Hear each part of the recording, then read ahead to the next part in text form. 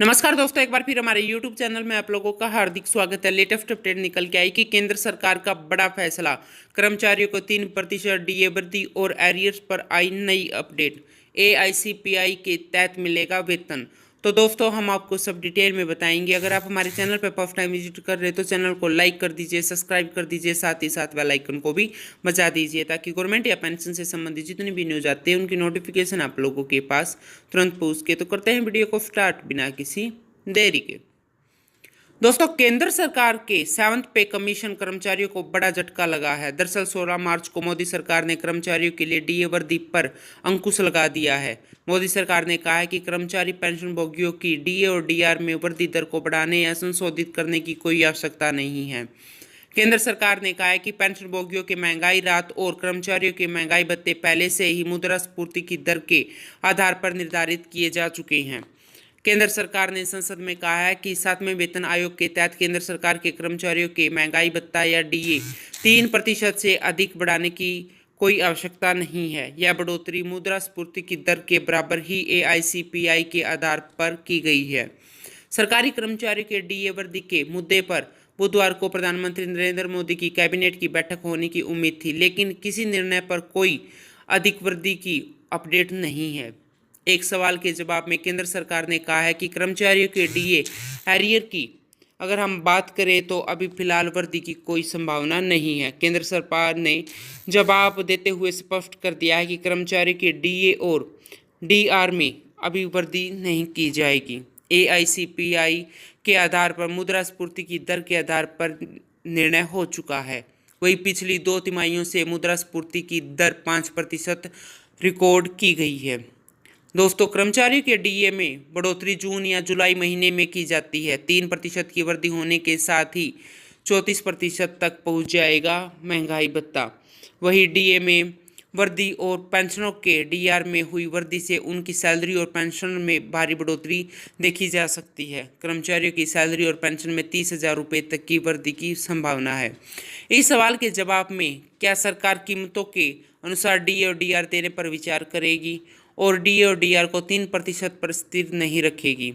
केंद्र वित्त मंत्रालय में राज्य मंत्री पंकज चौधरी ने कहा कि फिलहाल यह मुद्दा नहीं उठा है।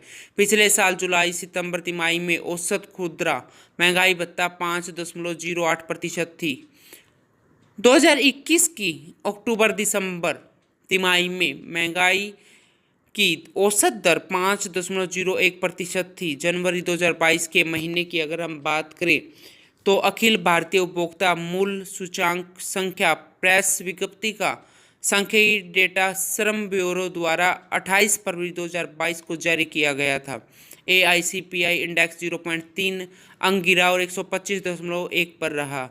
श्रम और रोजगार मंत्रालय का एक संकल्प कार्यालय श्रम ब्यूरो देश के 88 औद्योगिक रूप से महत्वपूर्ण केंद्रों में फैले 317 बाजारों में एकत्रित खुदरा कीमतों के आधार पर हर महीने औद्योगिक श्रमिकों के लिए उपभोक्ता मूल्य सूचांक अंकलित कर रहा है। सूचांक 88 केंद्रों और अखिल भारतीयों के लिए अंकलित किया जाता है और अगले महीने में के अंतिम कार्य दिवस पर जारी किया जाता है। इस प्रेस में जनवरी 2022 माह का सूचांक जारी किया गया और जनवरी 2022 के लिए अखिल भारतीय सीपीआई आईडब्ल्यू 0.3 अंक की कमी के साथ 125.1 पर रहा। एक महीने के प्रतिशत परिवर्तन पर यह पिछले महीने की तुलना में 0.24% की कमी के साथ था, जबकि एक साल पहले इसी महीने के बीच 0.51% की कमी दर्ज की गई थी। केंद्र सरकार पर पांडिचेरी में सबसे ज़्यादा 7.3 अंक की गिरावट दर्ज की गई है। अन्य में 5 केंद्रों में 2 से 2.9 अंक, 13 केंद्रों में 1 से 1.9 अंक और 33 केंद्रों में 0.1 से 0.9 अंक के बीच की गिरावट दर्ज की गई है।